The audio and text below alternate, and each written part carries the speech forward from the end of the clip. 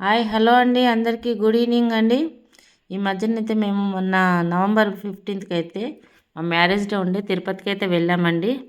దేవుడి దర్శనం అయితే చేసుకున్నాం. చాలా బాగా అనిపించిందండి దేవుడి దర్శనం అయితే. ఎప్పుడైనా దేవుడి దగ్గరికి వెళ్ళగానే ఇట్లా బాగా నూకేసేవాళ్ళు.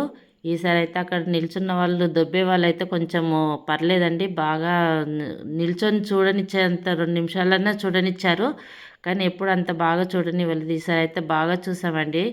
ఆ, నిజంగా చాలా బాగా అంటే చాలా బాగా దర్శనం అయ్యిండు వెంకటేశ్వర స్వామి అయితే.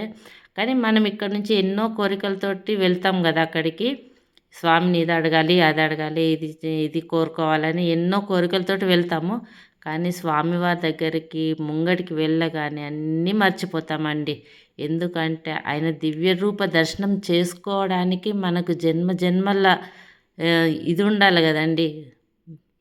నిజంగా ఆ భాగ్యం మనకు కలిగిందంటే ఆ మైమర్పులో అన్నీ మర్చిపోతామండి. ఆయనను చూసిన మైమర్పులో అసలు ఏది గుర్తుండదు. కానీ అంత బాగా అనిపిస్తుందండి, అంత మహిమ ఉంటుందండి అక్కడ ఆయన దగ్గర.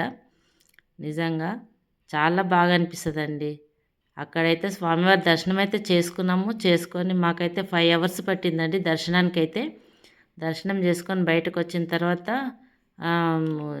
గుడి ముంగటైతే ఈ ఖాళీ ప్లేస్లో కొబ్బరికాయలు, అగరబత్తులు, ఒత్తులు అయితే ముట్టిస్తారు కదండి. మేము కూడా అలాగే చేసాము.